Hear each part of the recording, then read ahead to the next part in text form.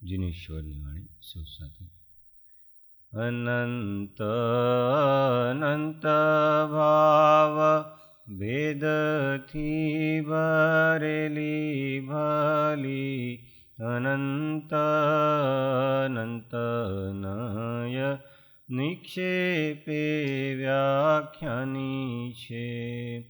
સકલ જગત હિત કારિણી હારિણી મોહ તારિણી ભવાબ્ધિ મોક્ષ ચારિણી પ્રમાણી છે। ઉપમાપ્યાની જેણે તમારા ખવિતે વ્યર્થ આપવાથી નિજમતિ ન પાઈ મેં માની છે।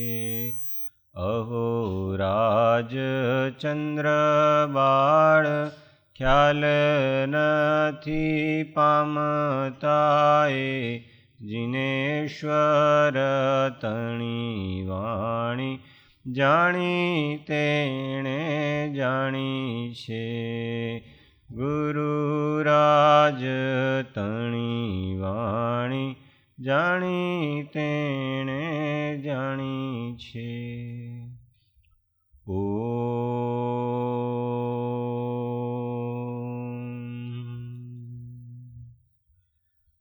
સત્સંયમપય પુર પવિત્રિત જગત્રયમ શાંતિનાથમ નમસ્યામિ વિશ્વવિઘ્નોગશાંતયે મોક્ષમાર્ગસ્ય નેતારમ ભેત્તારમ કર્મભુભૃતામ જ્ઞાતારમ વિશ્વતત્ત્વાનાં વંદે તદ્ગુણલબ્ધયે અજ્ઞાનતિમિરાંધાનાં જ્ઞાનાંજનશલાકયા ચક્ષુરુન્મીલિतं येन તસ્मै શ્રીગુરુવે નમઃ તસ્मै શ્રીગુરુવે નમઃ તસ્मै શ્રીગુરુવે નમઃ।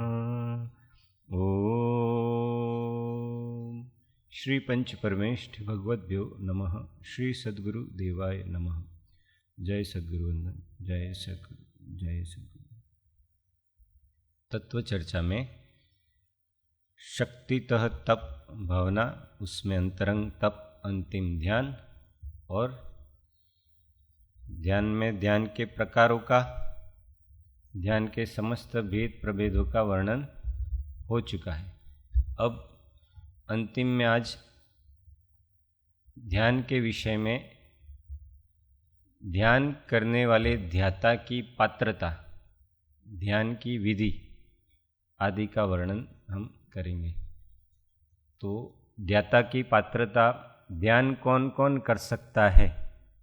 पात्रता में क्या आता है? ध्यान कौन कौन कर सकता है? वैसे तो सब कर सकते हैं। कोई भी ऐसा जीव जिसके पास मन है, कोई भी ऐसा जीव जिसके पास मन है, ऐसे सभी जीव जिन जिन के पास मन है, 5 इंद्रियां हैं जो स्वस्थ है, 5 इंद्रियां भी कैसी हैं? पूर्ण है। जो स्वस्थ है वह सभी जीव ध्यान कर सकते हैं। ये ध्यान की एकदम बेसिक क्वालिटीज और बेसिक पात्रता, क्वालिफिकेशन कह लो, एलिजिबिलिटी कह लो, जो भी कह लो, एकदम बेसिक। तो वो सब जीव क्या कर सकते हैं? मन क्यों आवश्यक कहा? ध्यान के लिए विवेक करने के लिए, विचार करने के लिए। पहले तो क्या छोड़ने योग्य है, हेय क्या है, वो विचार। फिर ज्ञेय जानने योग्य क्या है, वो विचार। और फिर उपादेय ग्रहण करने योग्य क्या है, ये विचार। ये तो पहले विचार करना और उसके बाद उसमें विवेक करना कि जो हेय है उसको त्यागना है, छोड़ना है, और जो उपादेय है उसको ग्रहण करना है, अंतरंग में उतारना है। इसलिए मन को आवश्यक कहा कि जिसके पास ऐसा विचार करने वाला, विवेक करने वाला क्या है, मन है, वो जीव ध्यान कर सकता है। फिर सामान्य शारीरिक स्वस्थता। सामान्य शारीरिक स्वस्थता क्यों कही? इंद्रियों का पूर्णपना, पांचों इंद्रियों का पूर्णपना और सामान्य शारीरिक स्वस्थता। वो इसलिए कि अस्वस्थ व्यक्ति का चित्त विक्षेपित रहता है। अस्वस्थ व्यक्ति का चित्त क्या होता है? विक्षेपित रहता है। इसलिए वह उच्च कोटि का ध्यान नहीं कर सकता। जिसको ध्यान का बहुत अभ्यास है, जो ध्यान में निपुण हो गया है, पारंगत हो गया है, ऐसा योगी अगर अस्वस्थ भी है तो भी वो ध्यान कर सकता है। क्यों? अभ्यास है। पर हम अभी एकदम प्रारंभिक पात्रता की बात कर रहे हैं। सामान्य पात्रता कि ध्यान के लिए पात्र कौन कौन है, कौन कौन योग्य है। तो जिसको अभ्यास हो गया है उसके लिए सर्वत्र सर्वदा हर जगह ध्यान करना सुलभ है। वो भीड़ में भी अकेला है, मेले में भी अकेला है, ऐसा योगी। किसे? जो ध्यान के अभ्यास में दक्ष हो गया, जो ध्यान में पारंगत हो गया, निपुण हो गया, उसको हमेशा एकांत की आवश्यकता, उसकी इच्छा यही रहेगी कि मुझे हमेशा एकांत मिले। पर एकांत ना मिले तो भी वह जीव, वह योगी कैसा है? वहाँ भीड़ में भी एकांत बना लेता है। ऐसा योगी इष्टोपदेश में कहा है, निर्जनम जनितादर इच्छति एकांत संवासम निर्जनम जनितादर।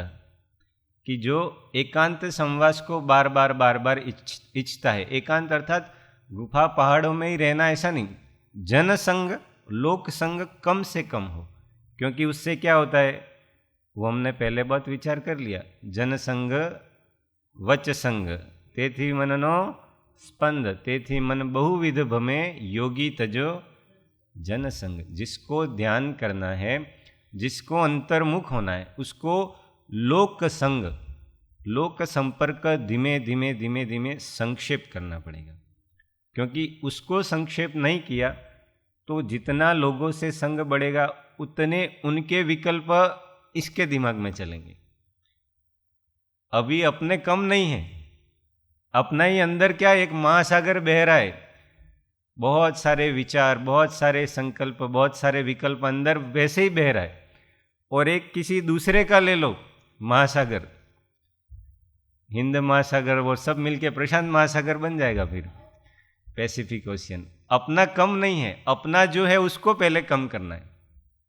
हमारे संकल्प विकल्पों को कम करना है। ये ध्यान का अभ्यास इसलिए अत्यधिक संपर्क से बचना।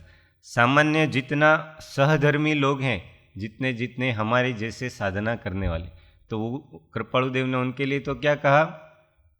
सम स्वभावी ने मळवू एने ज्ञानियों एकांत कहे छे। अभी 2 दिन पहले ही आया स्मृति में राखवा योग्य महावाक्यों में साहिब जी स्वाध्याय।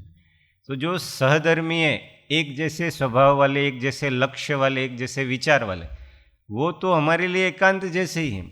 उनसे हमें कोई बहुत ज़्यादा, पर सामान्य लौकिक जनों का संपर्क, कि जिनके जीवन का ध्येय परमार्थ साधना नहीं है, जिनके जीवन के ध्येय में आत्मज्ञान, आत्म अनुभव आदि कुछ नहीं है, जिनके जीवन के ध्येय में ध्यान की उच्च अवस्थाओं को प्राप्त करना, आत्मा की अधिक से अधिक विशुद्धि करना, ऐसा जिन लोगों के जीवन का ध्येय नहीं है, उन लोगों से अधिक संपर्क करने से हमको बचना चाहिए।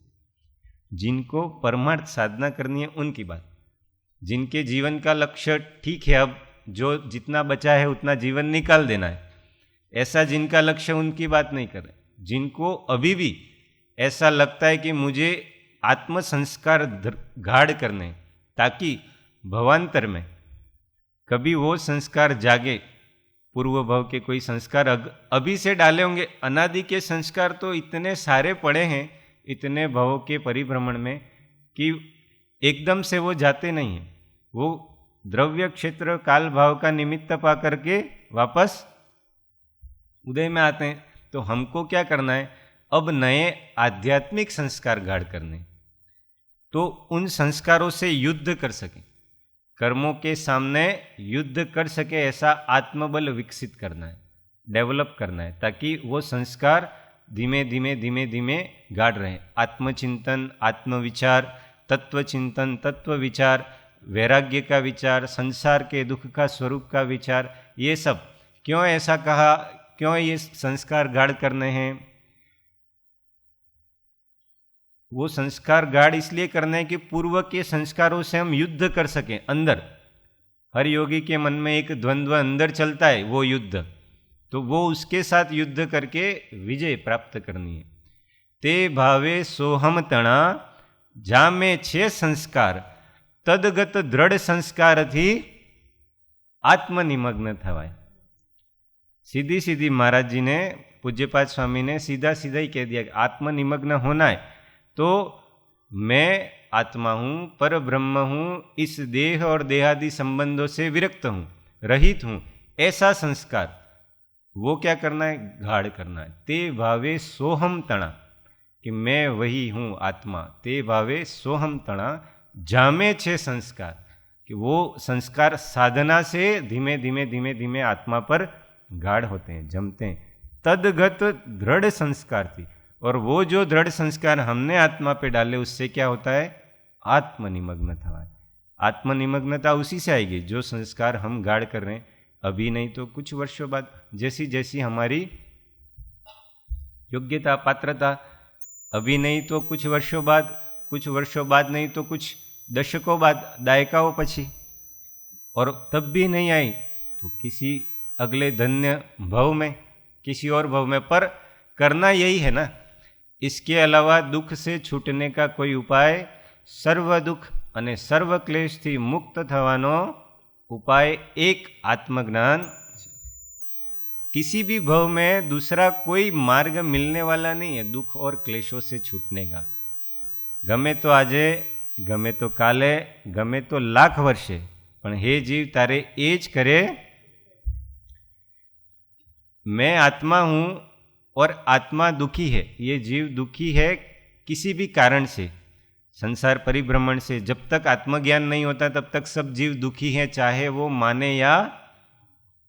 दुख का स्वरूप पता नहीं है, इसलिए गृहस्थ जीवन में थोड़ी अनुकूलताएं होगी, अच्छी जॉब हो गई या बहुत अच्छी नौकरी है, बहुत अच्छा अपना बिजनेस है, अच्छी पत्नी है, अच्छे बच्चे हैं, माता पिता हैं, बहुत अच्छा परिवार है, कोई किसी प्रकार का सांसारिक दुख नहीं है, तो उसको लगता है कि मैं सुखी हूं। पर वास्तव में वो सुखाभास है। आत्मा का स्वभाव है सुख, इसलिए आत्मा हर जगह सुख ढूंढता है, जीव हर जगह सुख ढूंढता है। अंदर में रुचि नहीं है तो बाहर में जो मिल जाता है अच्छा, उसको सुख मान लेता है, पर वो सुख होता नहीं है। तो वो क्षणिक सुखाभास है। सुख तो जहाँ है वहीं से मिलेगा। आत्मा में है तो आत्मा के बाहर कभी सुख मिलने वाला नहीं है, और वो सुख प्राप्त करने के लिए उस चीज का अनुसंधान आवश्यक है। आत्मा का अनुसंधान आवश्यक है। दही में छाछ है, छाछ कहीं और से प्राप्त होने वाली नहीं है। उसी दही को जब मथेंगे, बहुत मथेंगे, तो धीमे धीमे मक्खन निकलेगा, मक्खन अलग होगा, और जो नीचे बचेगी वो क्या होगी? छाछ। तो मक्खन और छाछ दोनों है दही में ही, उपलक्ष्य से दूध में, क्योंकि दूध से ही दही। तो हम फिर पानी वगैरह में ढूंढने का प्रयत्न करेंगे तो नहीं मिलेगी, न छाछ मिलेगा न मक्खन मिलेगा, जहाँ है वहीं मिलेगा। इसलिए सुख, वास्तविक सुख, शाश्वत सुख, शाश्वत आनंद, कभी न खत्म हो, ऐसा सुख, ऐसी निराकुलता आत्मा में ही है और वहीं से मिलेगी। हम माने कि नहीं माने, जब भी करना है प्रयत्न वही करना है और प्राप्ति वहीं से होनी है।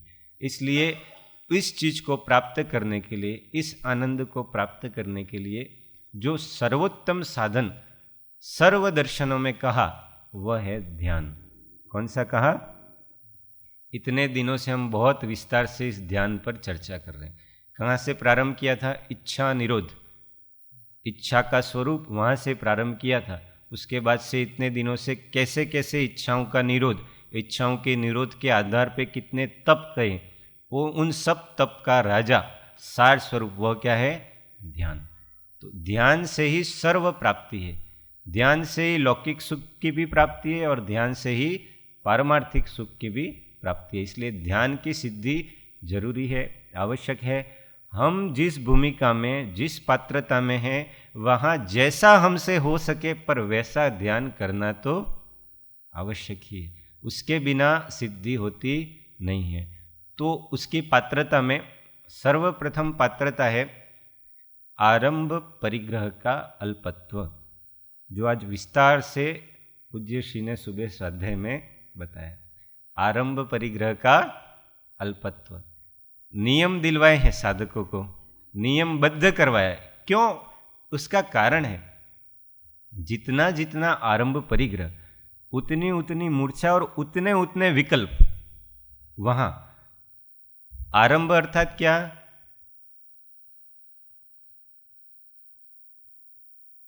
सांसारिक कार्य करना, सांसारिक कार्य करने के लिए उद्यम होना, नए नए कार्य, नए नए फतूर जागना, नए नए प्रोजेक्ट लेना, बड़े बड़े प्रोजेक्ट लेना। ऐसे कुछ न कुछ सांसारिक कार्य, अथवा बहुत आगे की साधना की अपेक्षा बात करें तो परोपकार के कार्य भी समझ लेना। सांसारिक कार्य तो है ही, पर जब हम बहुत आगे की साधना, अभी हम ध्यान की चर्चा कर रहे हैं, तो वहाँ उसके लिए वो भी ले लेना, क्योंकि वो भी वहाँ पे विकल्प के ही कारण होंगे आगे की दशा के लिए। उस उपाधि को तो छोड़ना ही पड़ेगा, तभी जाके धीमे धीमे वो पात्रता लाने के लिए आवश्यक है। कब? जब चित्त में कोमल परिणाम नहीं है, दयायुक्त परिणाम नहीं है, अंदर में लोगों के प्रति करुणा का भाव नहीं है, वो सब भाव लाने के लिए परोपकार आगे की भूमिका में अत्यंत आवश्यक है। हाँ, सेवा परोपकार, उसके बिना आगे की पात्रता नहीं बनती है, सामान्य साधना की पात्रता नहीं बनती है। ध्यान की पात्रता तो बहुत आगे की बात है, पर जब हम एकदम आत्मनिष्ठ ध्यान की बात कर रहे हैं, उस अवस्था में उसको भी धीमे धीमे धीमे धीमे घटाना पड़ेगा। यह बिल्कुल छोड़ने की बात नहीं है। और सेवा परोपकार का भाव मुनियों के भी होता है। जब तक श्रेणी आरोहण नहीं होता है, भाव होता है, उस प्रकार की प्रवृत्ति हो या ना हो, उनके योगी के उस भूमिका में उस प्रकार की प्रवृत्ति होती है सेवा में, पर भाव होता है। हर साधक की आत्मदशा के अनुसार बाहर की सेवा का प्रकार, परोपकार का प्रकार भी बदल जाता है।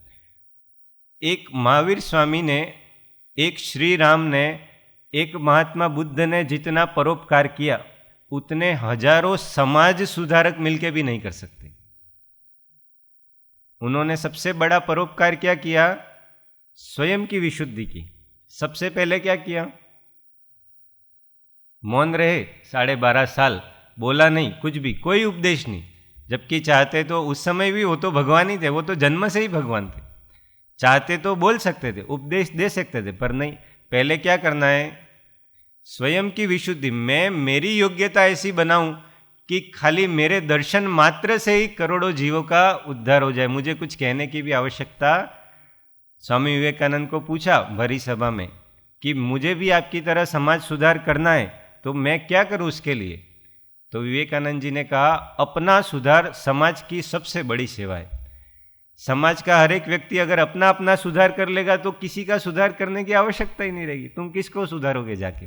हर व्यक्ति अपना सुधार कर रहा है, इसलिए अपना सुधार वो सबसे बड़ी सेवा है। तो हर दशा के अनुसार सेवा का प्रकार बदलता है। तो महावीर स्वामी ने अपने आप को शुद्ध किया, श्री राम ने अपने आप को शुद्ध किया, महात्मा बुद्ध ने अपने आप को शुद्ध किया। ऐसे सब महापुरुषों ने, जितने भी तीर्थंकर आदि ले लो, उन्होंने अपने आप को शुद्ध किया। उनके माध्यम से असंख्यात असंख्यात लोग, करोड़ों अरबों नहीं, अभी से परंपरा अनादि से अनंत काल तक अनंत जीव सिद्ध हो गए ऐसे गुरुओं का आश्रय पाकर, जिन्होंने अपने आत्मा को शुद्ध किया। उनके माध्यम से करोड़ों करोड़ों अरबों अरबों असंख्यात जीवों का कल्याण हो गया। तो एक समाज सुधारक जो नहीं कर सकता, वो एक आध्यात्मिक संत कर सकता है। तो यही अध्यात्म की श्रेणी है। तो पहले आरंभ परिग्रह का अल्पत्व करना। परिग्रह अर्थात बहुत अधिक वस्तुएं इकट्ठी नहीं करना। बहुत अधिक वस्तुएं इकट्ठी करने से उनमें विकल्प जाता है। जितनी वस्तुएं हैं आवश्यकता अनुसार हमारे पास, उसमें मूर्छा नहीं करना, उसमें ममत्व नहीं रखना। है ठीक है, चली भी गई तो भी मुझे दिक्कत नहीं है, क्योंकि जो मेरा है सो जावे नहीं, और जो जावे है सो मेरा नहीं।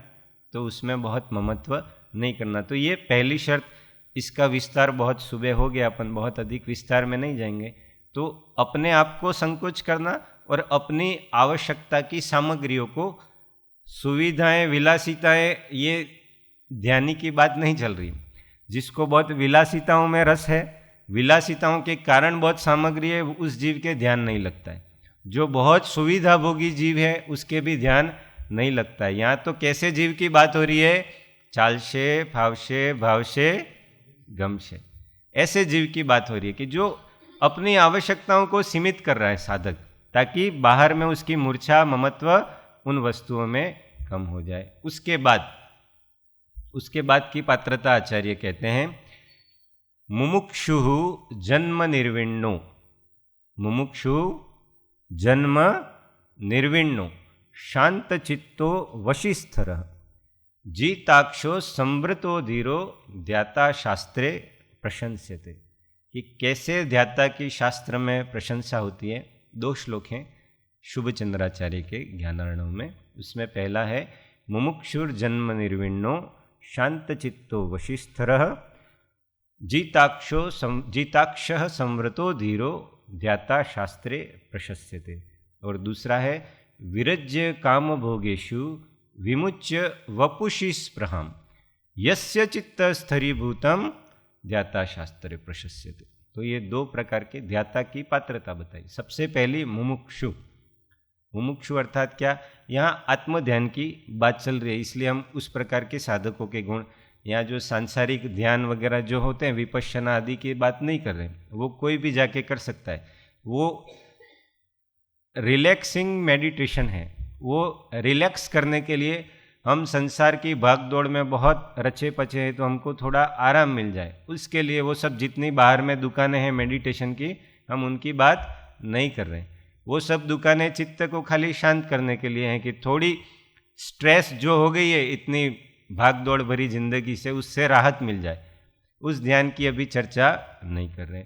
ऐसा ध्यान जो आत्मा में स्थिर करे, आत्म साक्षात्कार की ओर ले जाए, उस ध्यान को करने वाले जीव की पात्रता की यहाँ पे आचार्य भगवान बात बता रहे। तो मुमुक्षु, मुमुक्षु का अर्थ मोक्ष की इच्छा करने वाला। हाँ, अब वचनामृत के अनुसार मुमुक्षुता की परिभाषा, सर्व प्रकारनी मोहासक्तिथी मुजाई एक मोक्ष ने विशेष यत्न करो। ये प्रारंभिक मुमुक्षुता सामान्य, तीव्र मुमुक्षुता की बात अभी नहीं कर रहे हैं, क्योंकि यहाँ पे सामान्य पात्रता की बात कर रहे हैं।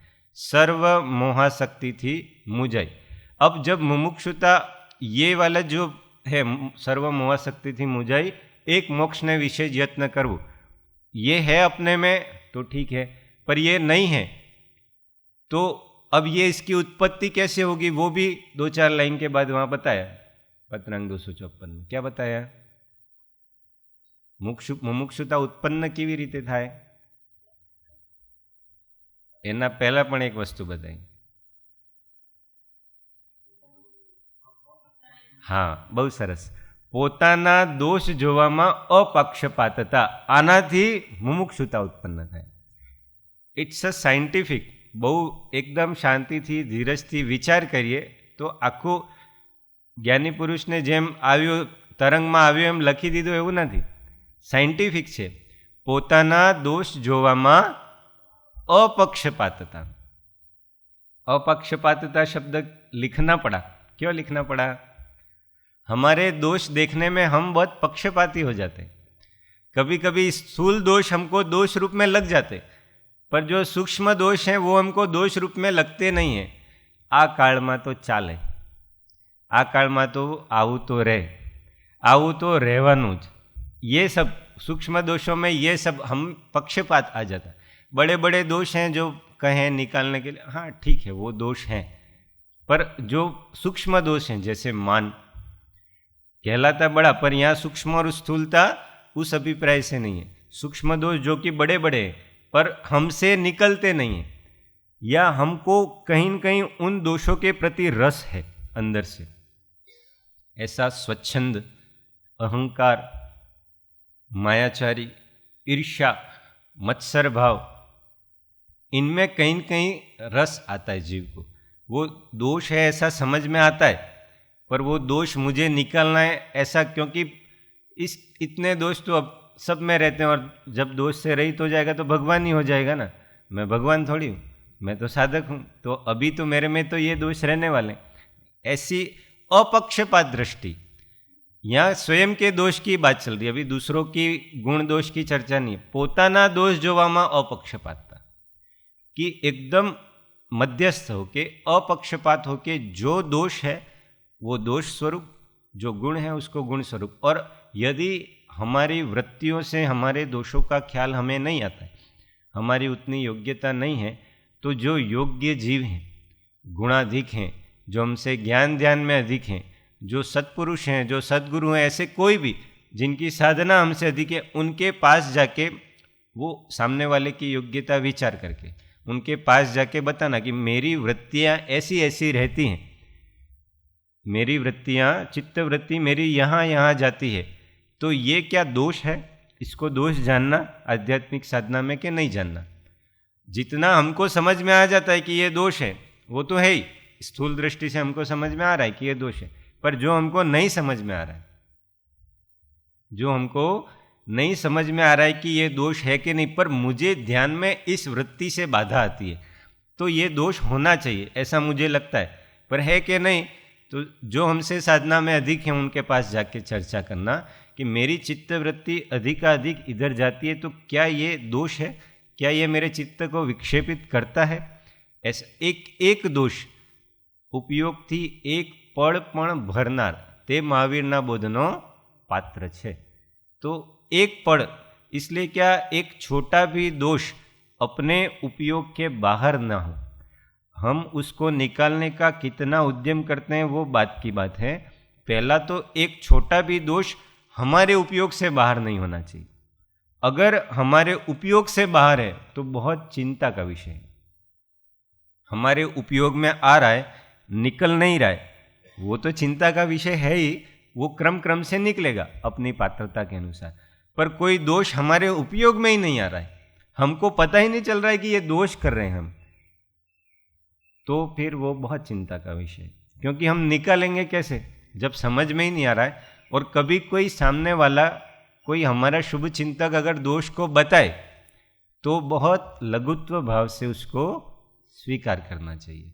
प्रथम हमको लगे कि यार ये मेरा मित्र है और मेरे दोष देखता है, तो अच्छा है, मित्र है इसलिए दोष बता रहा है। बाकी लोग तो दोष देखेंगे, जो शुभ चिंतक नहीं होते वो दोष देखते हैं और दूसरों को कहते हैं।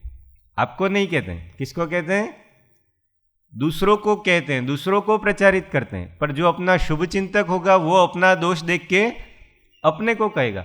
तो जो अपना दोष देख के अपने को कहे उसको तो हितैषी समझना कि ये मुझे कह रहा है, बाहर में प्रचारित नहीं कर रहा है, और ये कह रहा है तो कहीं न कहीं इसने कुछ देखा होगा, तो मुझे अपना आत्मनिरीक्षण करना चाहिए, सेल्फ इंस्पेक्शन करना चाहिए कि ये जो कह रहा है वास्तव में तो समझ में आएगा कि नहीं, हाँ ये जो कह रहा है वो सही है, मेरे में ये दोष है और मुझे इसको निकालने का उद्यम करना चाहिए। तो पोताना दोष जोवामा अपक्षपातता आनाथी मुमुक्षुता उत्पन्न થાય।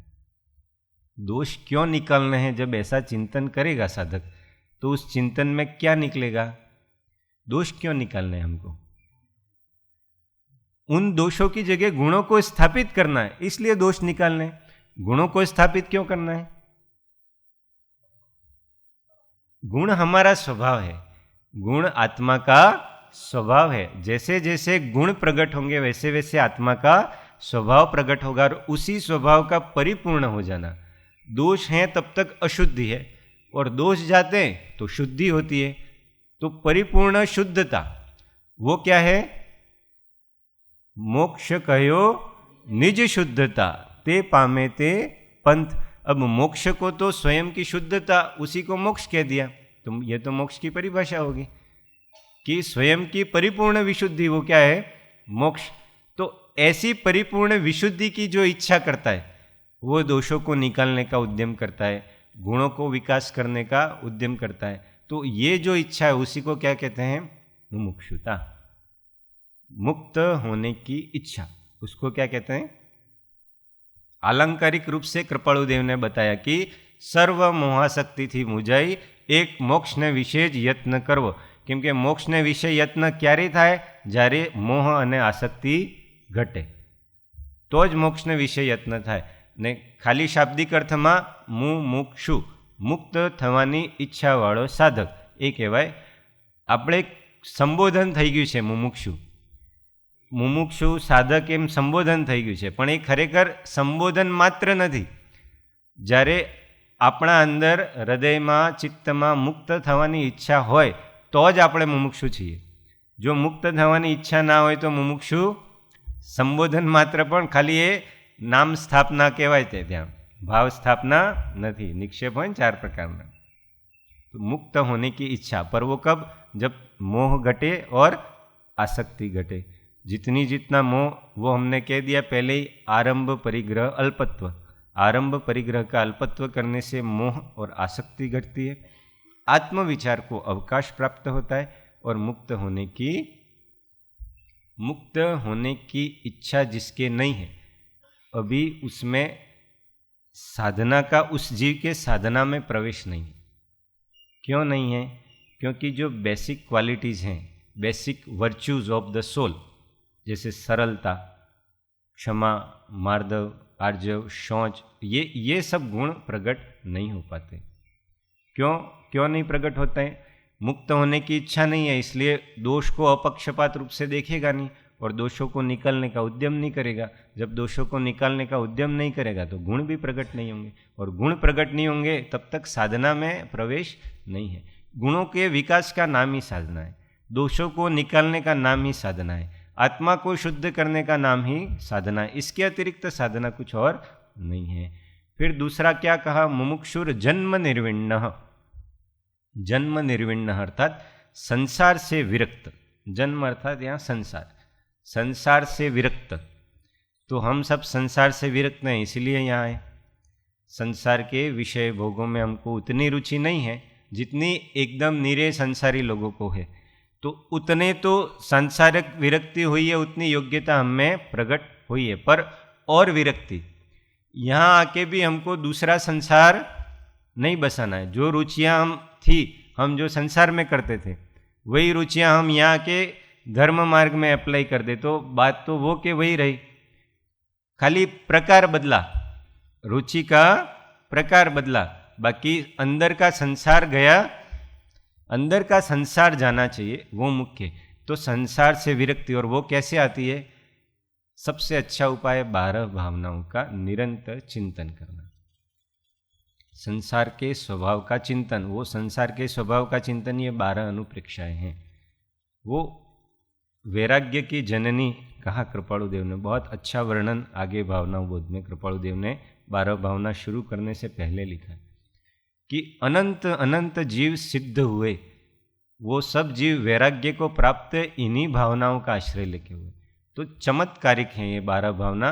कभी लगातार कुछ दिनों तक, 20, 25, 30 दिनों तक इनका चिंतन लगातार करके देखना, तो अलग ही वैराग्य अंदर से प्रकट होगा. जहाँ मूर्छा मोह होता था, जहाँ ममत्व होता था, जहाँ बार बार रुचि जाती थी, जिन इंद्रिय विषयों को हम छोड़ नहीं पा रहे थे, वो इन 12 भावनाओं के चिंतन से सहज छूटेंगे.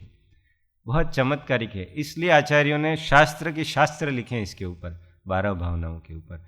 और ध्यान करने से पहले तो संक्षेप में भी इन भावनाओं को तो भाना ही चाहिए. तो इससे संसार से विरक्ति होती है. और हम संसार से कितने विरक्त हैं ये कैसे पता चलता है?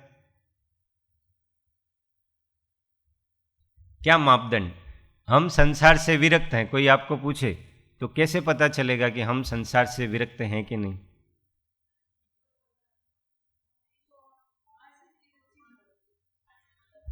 रुचि, वृत्ति. आज सवारे स्वाध्यायમાં આવ્યું ને કે 12 અંગનો સાર સંક્ષેપમાં કેવો શું? વૃત્તિને સંક્ષેપ કરવી, ઉપદેશ છાયામાં કીધું कृपाल. तो वृत्ति कहाँ कहाँ हमारी जा रही है ये हम तो सोच सकते हैं. अपने आप को चिंतन करेंगे अकेले बैठ के तो समझ में आ जाएगा कि दिन भर में सुबह उठने से लगा के रात को सोने तक, कोई भी एक दिन का एक दिन का रात को सोने से पहले हम चिंतन कर ले कि आज सुबह से लगा के रात को सोने तक हमने क्या क्या किया, हमारी वृत्ति कहाँ कहाँ गई। तो ये अपना असेसमेंट हो जाता है इससे कि हाँ हमारी दिन भर की वृत्ति किस में जाती है, तो उससे पता चलेगा कि कितना हमको रस है। बाहर ये द्रव्य संसार की बात नहीं कर रहे हैं, हम कौन से संसार की बात कर रहे हैं? भाव संसार की, कि हमारे भाव दिन भर कैसे रहते हैं। बार बार चित्तवृत्ति किस चीज़ में अधिक से अधिक जाती है, जहाँ मुझे प्रयत्न पूर्वक उसको खींचना पड़ता है, तो समझ में आएगा कि हमारा संसार कितना अधिक है, हम संसार से कितने विरक्त हैं। ये कब समझ में आएगा? चित्तवृत्ति को बहुत उपयोग पूर्वक निरीक्षण करेंगे, उसका बार बार परीक्षण करेंगे। इसलिए क्षण क्षण ऐसा शब्द उपयोग किया श्रीमद जी ने। क्षणे क्षणे कार्ये कार्ये प्रसंगे प्रसंगे પોતાના दोष तीक्ष्ण उपयोगे करी जोवा, खाली जोवा नहीं, जोईने परीक्षण करवा। देख तो लेते हैं, कई बार ऐसा हो जाता है कि दोष देख लिया तो अपना काम हो गया, भाई हमको हमारा दोष है ये समझ में आ गया, तो इतना अपराध बोध स्वीकार हो गया, तो हमारे दोष का अनुभाग कम हो गया। ठीक है, उतना प्रशंसनीय है, पर मोक्ष मार्ग में कार्यकारी नहीं है। दोष क्या है वो पता चला, उसके बाद उस जीव को ऐसा अंदर से व्याकुलता होनी चाहिए कि ये दोष कब जाए, ये दोष कब जाए, ऐसी व्याकुलता होगी, वही जीव मुमुक्षु कहलाता है। उसी को मुक्त होने की इच्छा। दो जीव हैं, बहुत गर्मी, मई जून की गर्मी, एकदम तपी हुई धरती है। एक जीव बिना चप्पल के, पदवेश नहीं है उसके पास, इतनी धूप है, और दूर कहीं एक बहुत छायादार पेड़ दिख रहा है। तो एक जीव तो नंगे पैर है, तो उसको वहाँ पहुँचना है, और एक जीव शांति से व्यवस्थित जूते चप्पल बूट शूज़ पहने हुए। तो किसको वहाँ पहुँचने की व्याकुलता ज़्यादा है? शीघ्र कौन पहुँचना चाहता है वहाँ? कि जिसने चप्पल नहीं पहने। तो वो संताप, उस तपन का एहसास जिसको जितना अधिक होगा उतना अधिक वो छाया तक पहुंचने का प्रयत्न। तो ये सांसारिक दुख, आदि व्याधि उपाधि रूप संताप, जिसके चित्त को जितना अधिक लगेगा उतना वो इस सुख को प्राप्त करने का प्रयत्न। जो जूते चप्पल पहन के बैठा हुआ है, जिसके हृदय में ऐसा भी ठीक है ना, कर लेंगे, किसी एक भव में तो होना ही है ना, हम तो भव्य, आत्मा की वार्ता अच्छी लगती है तो हम भव्य हैं, एक भव में तो हो ही जाएगा मोक्ष। जिसको अभी अंदर से वो तपन का एहसास नहीं हो रहा है कि ये धरती मुझे तपा रही है, तब तक उसको छाया में पहुंचने की तीव्रता, व्यग्रता नहीं, वो तड़प नहीं जागेगी। दर्शन परीक्षा का कृपालुदेव ने सम्यक्त सन्मुख जीव के, तो वहां वो तड़प है, उस तड़प को धीरज से वेदना, ऐसा लिखा है वहां पे। उस तड़प को धीरज से, तो पहले तो वो तड़प जागे तो सही, धीरज से तो वेदेंगे। वो तड़पन, मन तड़पत आज हरि दर्शन को, तो वैसा मन तड़पना चाहिए। तुम विन में व्याकुल भयो जैसे जल विन, ऐसा होता है। मछली को बाहर निकाला पानी से, कैसी तड़पती है, जैसे अगर पानी का संयोग और नहीं मिला तो मर जाएगी। ऐसा हम तड़पते कि मैं जो सच्चा आनंद स्वभाव है, या सच्चे आनंद स्वभाव को जिन्होंने प्राप्त किया है, उनके विरह में, उनके वियोग में ऐसी तड़पन, ये मुमुक्षुता है सही मायनों में। वो तड़पन, वो संताप जितना अधिक जिसके चित्त को लगेगा, एक संकल्प विकल्प भी मुझे दुखी कर देता है, एक विकल्प भी मुझे साधना के अलावा, तत्व चिंतन के अलावा का कोई दूसरा विचार भी मुझे बहुत दुखी कर देता है, ऐसा जब साधक को लगता है, तब वो एक विचार भी दूसरा करने से डरता है, और वैसा जीव मुमुक्षु कहलाता है। वो उग्र पुरुषार्थ करता है, पराक्रम उसके जागता है, ध्यान के लिए वो पात्र होता है। बाकी जिसको अभी वो संताप लग नहीं रहा है, पेड़ के पास पहुंचने की जल्दी नहीं है जिसको, वो तो आराम से जाएगा, मिले तो भी नहीं मिले तो भी उसको कोई चिंता। हमको वो संताप लगना चाहिए, तो संसार से विरक्ति लगनी चाहिए। फिर मुमुक्षु जन्म निर्विण्णो शांत चित्तो वशी स्थिर, शांत चित्त, ये दो जिसके हुए हैं उसी का चित्त शांत हो सकता है। बाकी किसी का शांत चित्त होने के लिए क्या है, अकारण द्वेष नहीं करना। सबसे पहली पात्रता ये, अकारण द्वेष नहीं करना। आगे की अवस्था में सकारण द्वेष नहीं करना।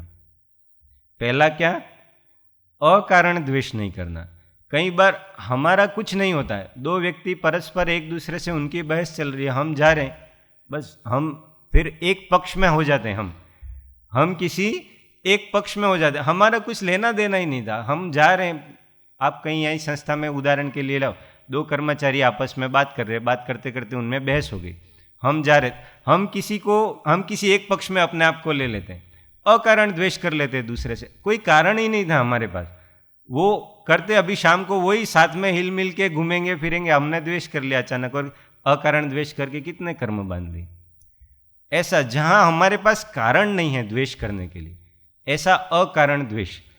किसी के पुण्य का उदय है, सामान्य पुण्य का उदय है किसी के, उस जीव को सब कुछ अच्छा हो रहा है उसका, अकारण ईर्ष्या। अब वो जीव न हमारा कुछ बिगड़ रहा है, उसके पुण्य के उदय से कुछ हमारा घट रहा हो, ऐसा भी नहीं।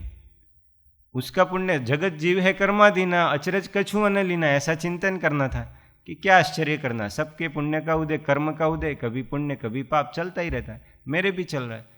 तो किसी के पुण्य का उदय देख के हम अंदर मत्सर भाव अकारण पाल लेते हैं। उसने अपना कुछ बिगाड़ा भी नहीं है, कुछ कहा भी नहीं है, उसके ऐसा करने से, उसके प्रकार के कर्म के उदय से हमारा कुछ नुकसान भी नहीं हो रहा, फिर भी हम ईर्ष्या कर लेते ना। आવું કેમ?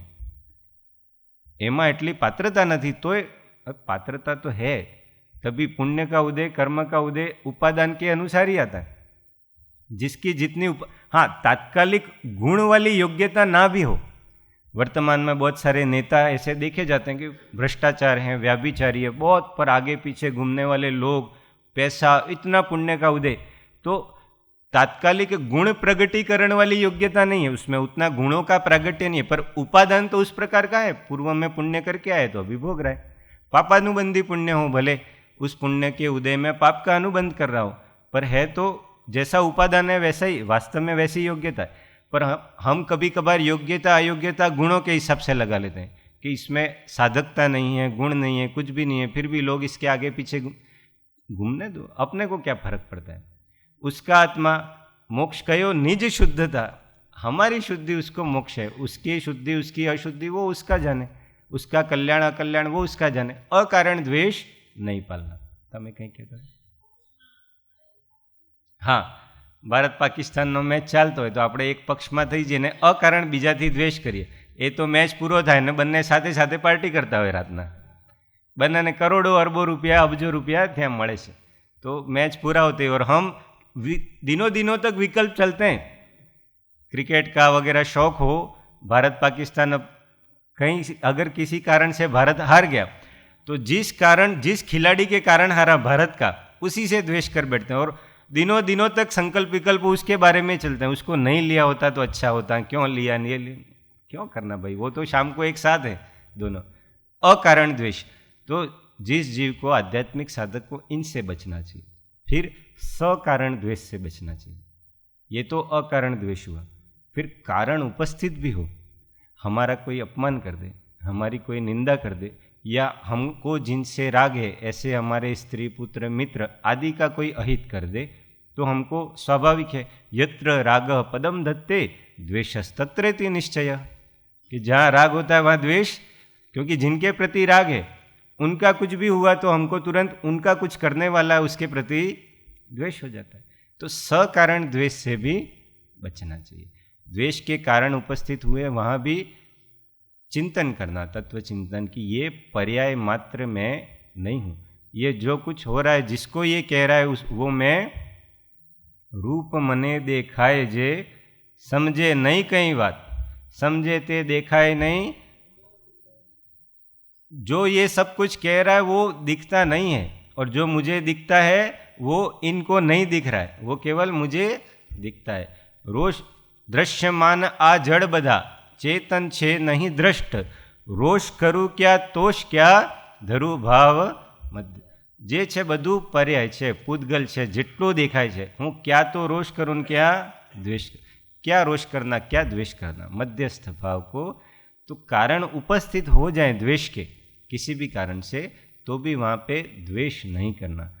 ये अकारण और सकारण द्वेष। अब राग को लेना कठिन है। राग को भी जैसे द्वेष को कम किया वैसे, देखो शांत चित्त, शांत चित्त किसका हो सकता है? राग और द्वेष दोनों जिसके घटे। तो यहाँ राग किससे घटाने की बात है? लौकिक जनों से, अपने जिनके प्रति पुत्र मित्र स्त्री पिता पत्नी ये जो भी हैं वो, और जो वस्तु हैं उनके प्रति राग को कम करना, पंच परमेष्ठी के प्रति, भगवान के प्रति, साधना के प्रति राग को बढ़ाना। तो वो राग, वो प्रीति बढ़ाना और लौकिक जनों के प्रति राग को कम करना, वस्तु व्यक्ति सब ले लेना, उसमें धीमे धीमे राग को घटाना।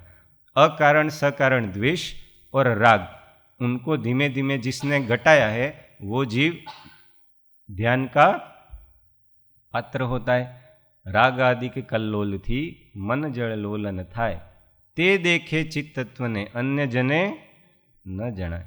अन्य जीव को नहीं, जो राग द्वेष जिसके मंद हुए वही जान सकता है।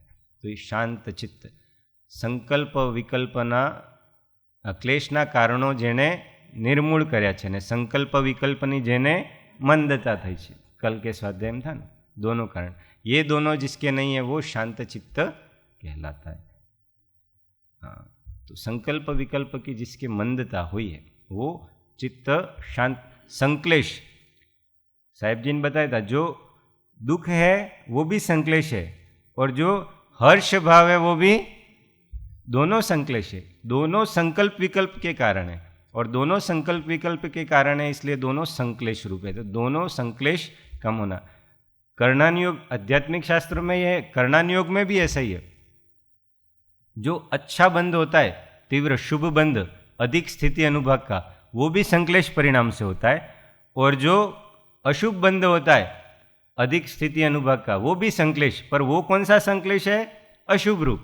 जो 33 सागर नरक की आयु बांध लेगा वगैरह, बहुत सारे दुख पड़ेंगे, वो अशुभ संक्लेश। और जो अच्छा बंध होता है वो शुभ संक्लेश में होता है। और जो अशुभ और शुभ दोनों संक्लेश से रहित हो जाता है वो बंध रहित होता है, उसके बंध नहीं होता है।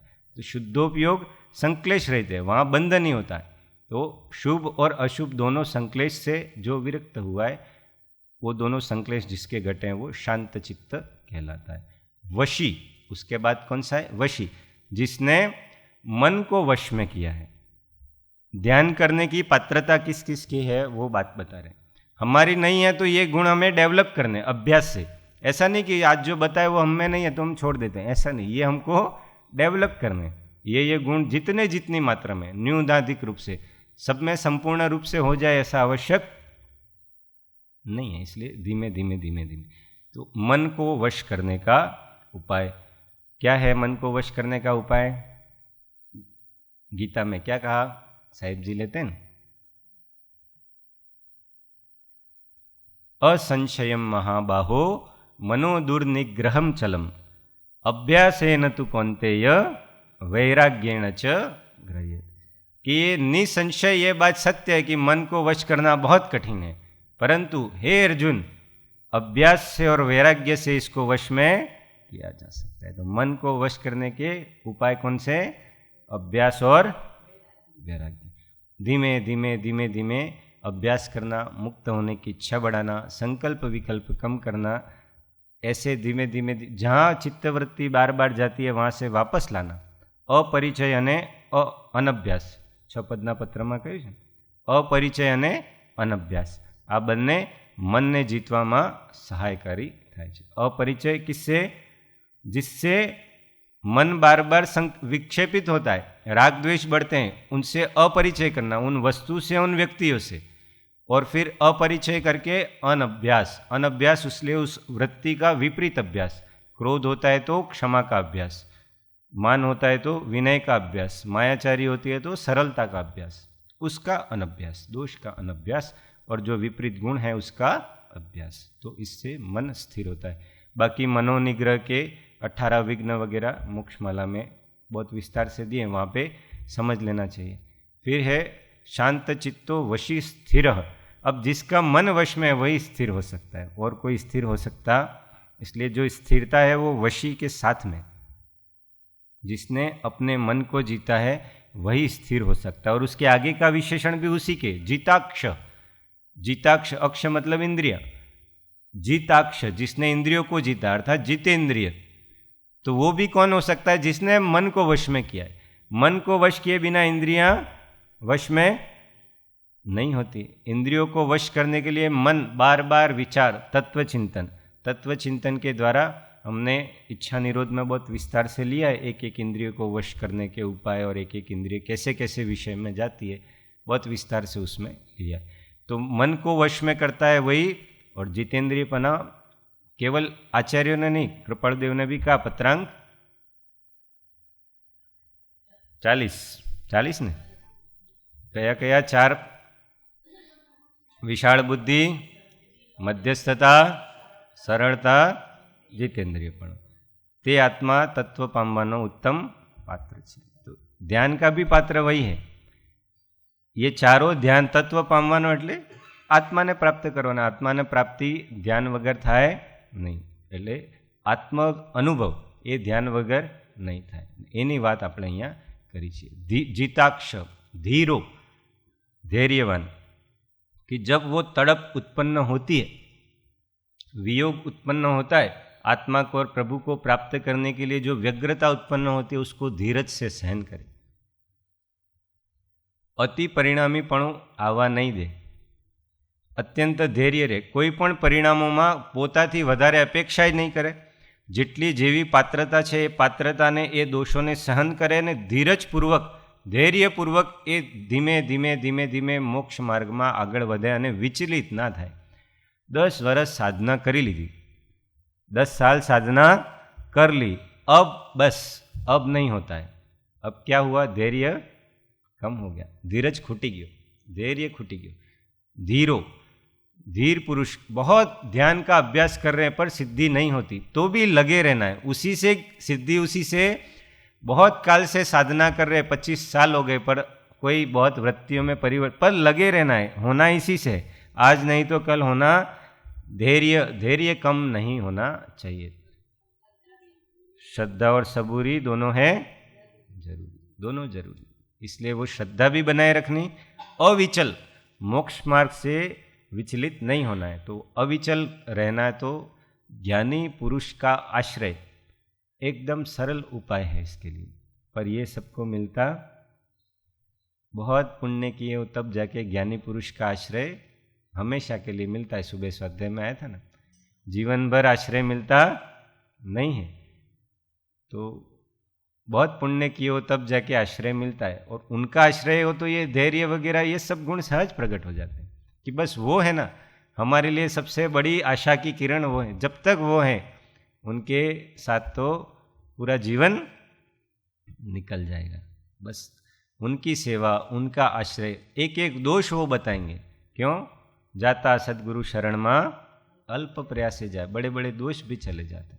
इसलिए धीरज ज्ञानी पुरुष नहीं है तो उनकी वाणी है हमारे पास, उनकी वाणी का चिंतन करते करते करते बस मोक्ष मार्ग से डिगना नहीं है। कितनी भी प्रतिकूल परिस्थिति आए, जो इष्ट हमने धारा है वो नहीं मिले, उसकी सिद्धि नहीं हो, जो अपनी दशा हमने सोची है वो दशा प्राप्त ना हो, बाहर में परिस्थितियाँ कितनी भी प्रतिकूल आ जाए, असाता आ जाए, कुछ भी आ जाए, पर धैर्य को खोना, मोक्ष मार्ग से चलित होना, ध्येय बदलना नहीं है। कई बार हम ध्येय बदल देते हैं, ऊंची श्रेणी में लक्ष्य राखो, कृपालदेव का है। कई बार हम आत्मज्ञान का ध्येय एकदम निर्णय किया था कि मुझे इस भव में वो करना है, पर कुछ सालों की साधना से हमको लगता है कि नहीं हो पाता है, तो हम ध्येय को बदल देते हैं कि वो तो अब होने वाला नहीं है, किसी भव में होगा, अभी मैं इतना कर लेता हूँ। अगर छोटा नक्की किया है तो उससे भी कम में ही खड़े रह जाएंगे। जो ध्येय हम सोचते हैं वहाँ तक नहीं पहुँच पाते हैं, और जो जितना ध्येय बनाए हैं उससे कम में ही आके रुकते हैं। अगर उससे कम का ध्येय बनाए तो उससे ही पहले रुक जाएंगे, वो भी मिलेगा नहीं। इसलिए ध्येय नहीं बदलना।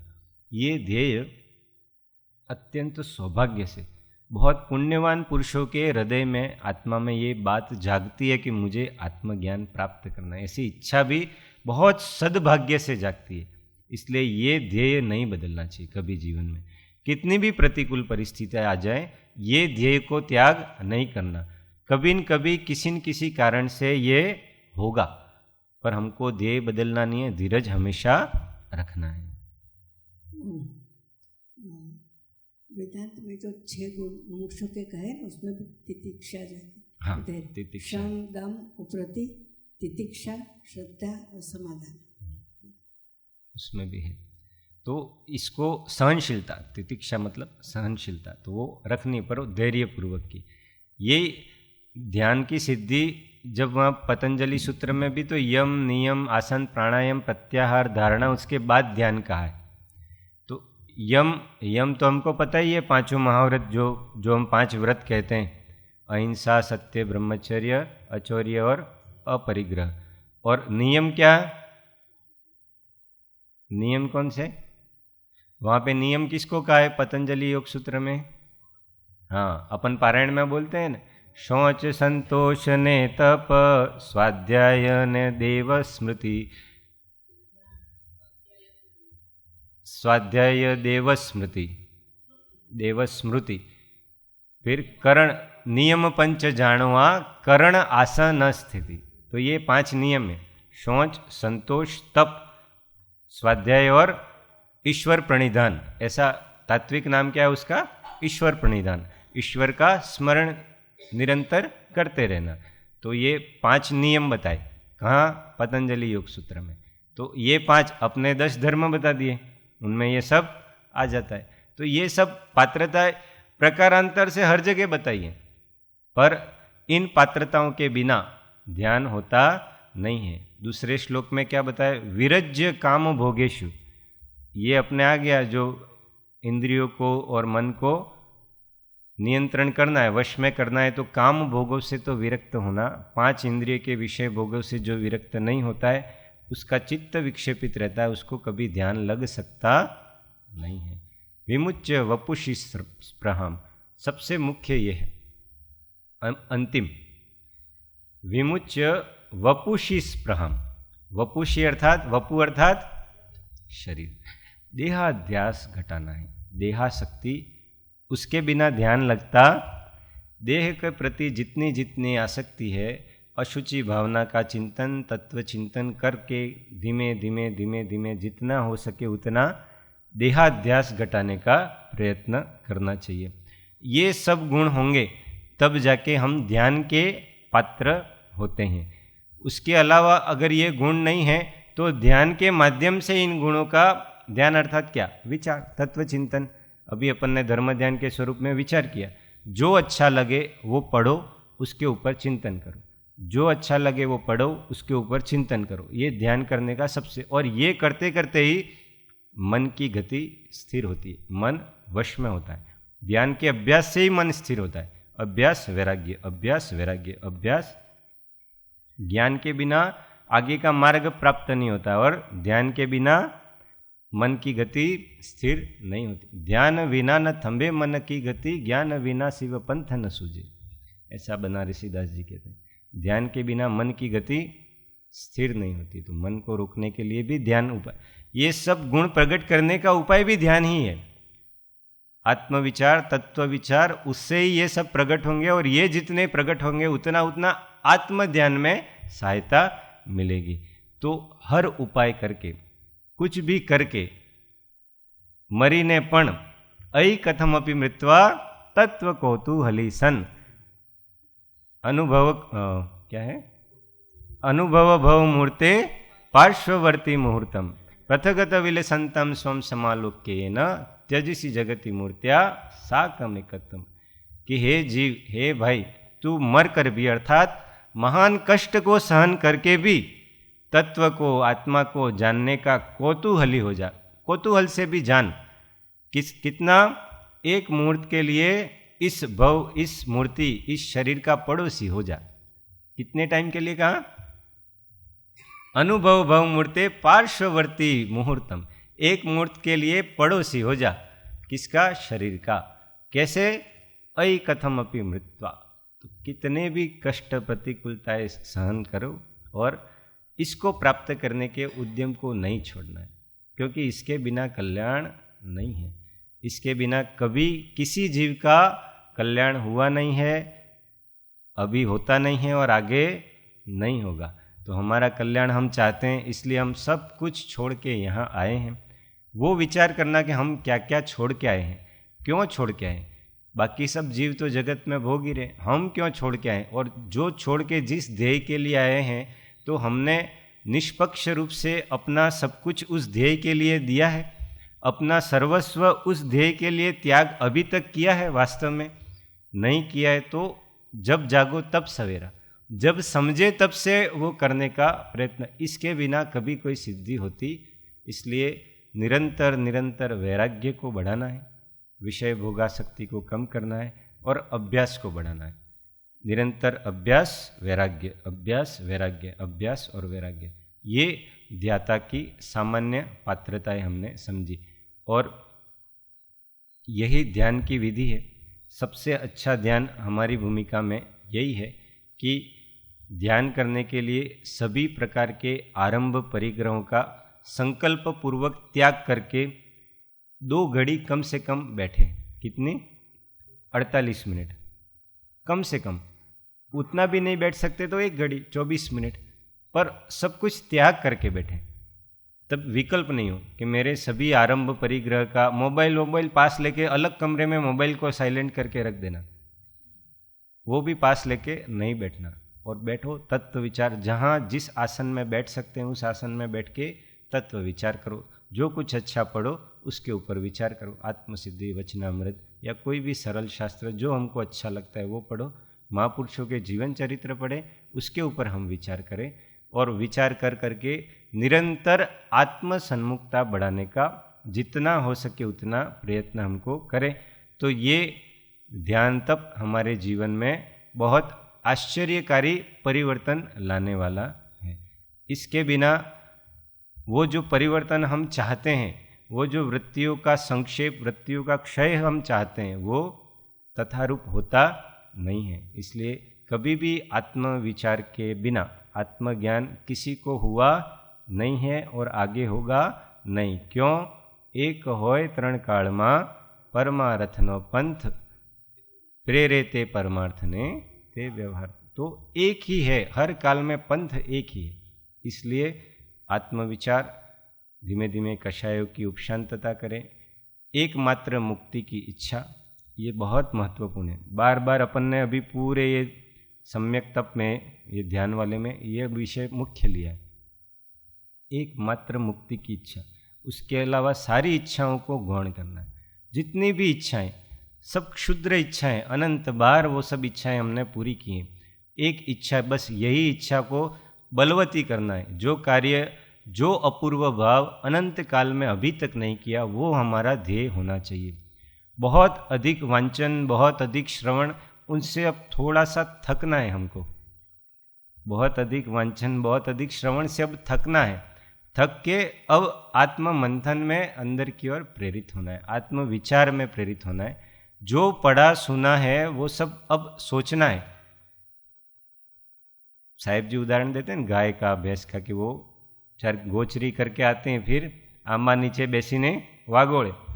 बस अपने को अब वो करना है, क्योंकि बहुत खा लिया हमने, इतना खाया है, बस अब उसको पचाना है।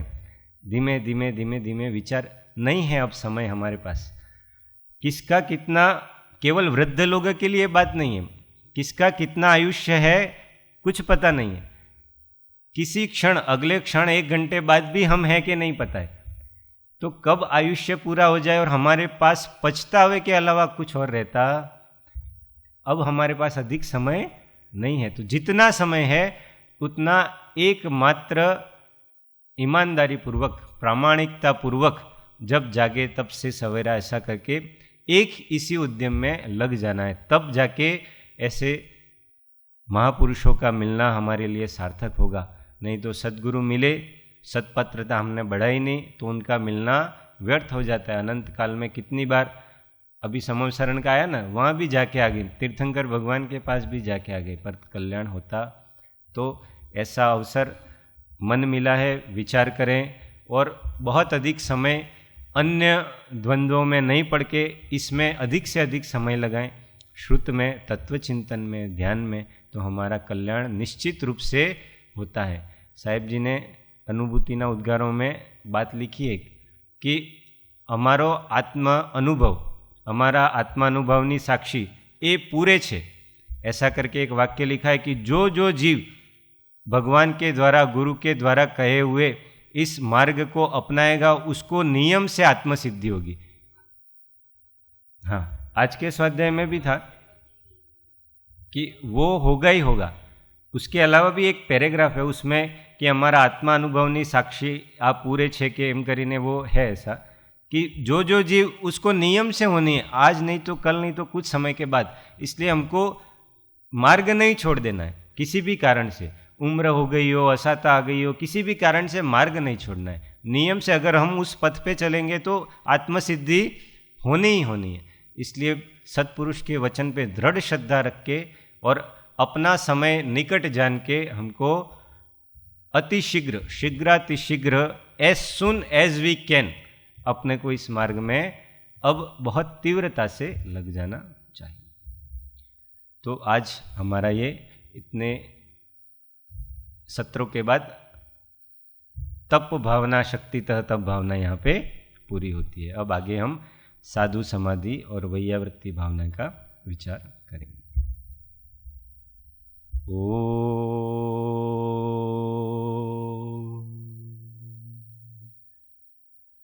मन वैरागी हो जाए मेरे भगवन, हो जाए जीवन वैरागी है भगवन।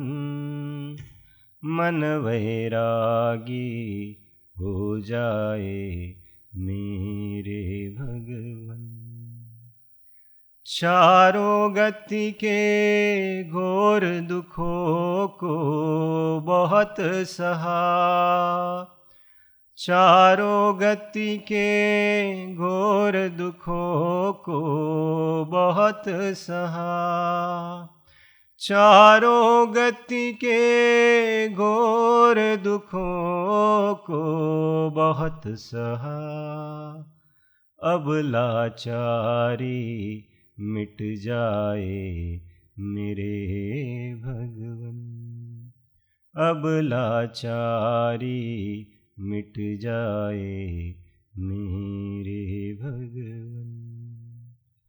निज आत्म में मैं ऐसा रमता जाऊं, निज आत्म में मैं ऐसा रमता जाऊं, निज आत्म में मैं ऐसा रमता जाऊं। जग पाषाणी हो जाए मेरे भगवन, जग पाषाणी हो जाए मेरे भगवन। मन वैरागी हो जाए मेरे भगवन।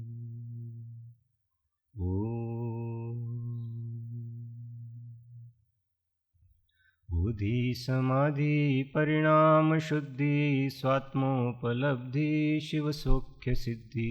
चिंतामणि चिंतित वस्तु दाने, त्वां वन्दमानस्य ममास्तु देवी, त्वां वन्दमानस्य ममास्तु देवी। नौवार नमः।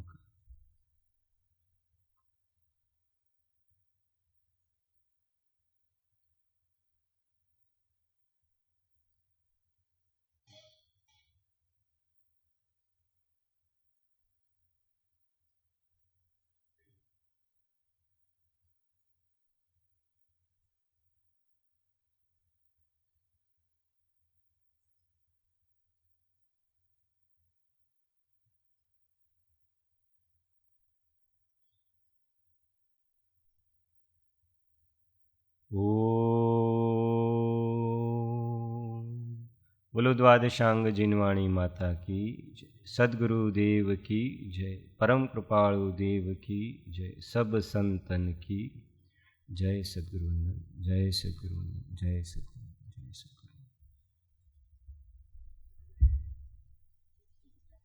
हाँ, ज्ञानार्णव में शुभ चंद्राचार्य द्वारा रचित, क्योंकि ज़्यादातर ध्यान तत्वानुशासन और ज्ञानार्णव इन दोनों में ही बहुत विस्तार से है, तो और बहुत अच्छे से बताया, बहुत आध्यात्मिक शास्त्र है दोनों। दोपहर में हमने जो कल धर्म ध्यान के प्रकार समझे, पदस्थ ध्यान, पिंडस्थ ध्यान, वो अपने उपयोग को लगाने के लिए बहुत उपयोगी, बहुत अच्छे हैं। एकदम से हमको विचारों में, तत्व विचार में उपयोग नहीं लगे तो उसमें अपने उपयोग को लगा सकते हैं। तो सबकी इच्छा हो तो दोपहर में, जैसे सुबह स्वाध्याय हो जाता है तो दोपहर में अलका दीदी या मैं कोई भी ऐसे ध्यान का अभ्यास, वो ध्यान क्या है, बहुत इंटरेस्टिंग है, बहुत अच्छे से उपयोग लगता है। पदस्थ ध्यान, पिंडस्थ ध्यान, उसकी 5 धारणाएं जो हमने कल अच्छे से समझी, पार्थिवी, आग्नेयी, मारुति, वारिणी, तो वो धारणा उन एकदम चित्त एकाग्र हो जाता है। कभी कहीं बैठ के जो कल वो उसको बार बार सुनना उसका स्वरूप, और ज़्यादा विस्तार से जानना हो तो ज्ञानार्णव और तत्वानुशासन में से पढ़ना, तो वो ध्यान कैसे करना, तो हम उसका अभ्यास यहाँ स्वाध्याय हॉल में एक बार एक का अभ्यास फिर व्यक्तिगत अपने घर पे अपन कर सकते हैं कि वो पदस्थ ध्यान कैसे करना, रूपस्थ कैसे करना, पिंडस्थ कैसे करना। तो जिसको भी अनुकूलता हो, भैया जी, अलका दीदी या मैं, कोई भी जिसको भी अनुकूलता हो वो उस ध्यान का अभ्यास कराए। तो एक बार अपन ने अभी वैसा अभ्यास अभी तक यहाँ किया नहीं है। अब भैया जी जो अभ्यास कराते हैं वो एक तत्व विचार वाला ही है, बाकी धर्म ध्यान के आगे के प्रकार, बाकी संस्थान विषय धर्म ध्यान के इन प्रकारों का अभी तक अभ्यास किया नहीं है। जैन मेडिटेशन में जो विपश्यना जैसे जैन मेडिटेशन सेंटर हैं वहाँ उनका अभ्यास ये करवाते हैं। तो जिसको ध्यान में रुचि हो उनके लिए, और रुचि नहीं है तो जगानी चाहिए। एकाग्रता बढ़ाने के लिए ये सब क्या है, एकाग्रता बढ़ाने के लिए हमारी एकाग्रता निर्दोष विषय में हो जाती है, राग द्वेष से रहित है ये सब विषय। फिर हम आत्मविचार में धीमे धीमे मन और इंद्रियां इससे जीती जा सकती हैं। तो इन धारणाओं का, इन ध्यान का अभ्यास करना चाहिए। कृपालुदेव ने बहुत जगह लिखा है। एक पत्र मैंने पढ़ा था, अभी भूल गया मैं, 2 दिन पहले पत्र का वो नंबर 400 समथिंग है, उसमें पूरा बहुत लंबा कृपालुदेव ने दिया है। 16 છે? હા, ઘણા પોઈન્ટ્સ આપ્યા છે ધ્યાનના, ને પછી છેલ્લે લખ્યું છે કે આ બધા ધ્યાનમાં ઉત્કૃષ્ટ આત્મધ્યાન છે. આત્માનું ધ્યાન કરવું એ પણ બધાની યોગ્યતા હોતી નથી. એટલે જે કૃપાળુદેવ કીધું ને એ આપણે કાલે વાત કરી હતી, નેત્ર દ્વંદ્વે શ્રવણ યુગલે, એ કદાચ એ ગાથા ઉપરથી જ કૃપાળુદેવે કે અમુક અમુક શરીરના પાર્ટ ઉપર ધ્યાન એકાગ્ર કરવાનું, પછી એકાગ્ર કરીને આત્મવિચાર કરવાનું આત્માનું જ ધ્યાન છે. પણ આ બધી ધારણાઓ એમાં બહુ સહાયકારી છે. તો આપણે એક વારે શીખી લઈએ, જેને અનુકૂળતા હોય એ બપોરે અહીંયા એ ધ્યાન કરવા આવી શકે. તો આપણે એવું ગોઠવીએ કે સવારે આ જ ટાઈમ રાખીશું આપણે 4:45 થી 4:45, પોણો કલાક કાં તો કલાક. કેમ કે એક પદસ્થ ધ્યાન કરવું હોય તો એ સારું સમય જોઈએ. પિંડસ્થ ધ્યાનમાં તો એ જે 5 ધારણાઓ કરવી છે તો કલાક તો જોઈએ, પોણો કલાક 48 મિનિટ્સ એવું સમજવું મિનિમમ, કે ધારણાઓ ચિંતન, પછી એમાં ઉપયોગને લગાડવાનું, પછી આત્મચિંતન કરવું, એટલામાં તો એ એટલો સમય જોઈએ. તો બધાની ભાવના હોય તો આપણે કાલથી શરૂ કરી શકાય. તો ભૈયાજી ના આવે ત્યાં સુધી સવારમાં એક સ્વાધ્યાય થઈ જશે, તો બપોરે આ ધ્યાનનો અભ્યાસ, ને એમના આવ્યા પછી પાછળનો જે અડધો કલાક રહે છે એમાં જો કે 5 પ્રકારનો જ છે, એટલે બહુ આમાં વધારે છે નહીં, પણ એ 5 પ્રકાર ઘણા ઉપયોગી છે, એકાગ્રતા કરવા માટે સારા છે.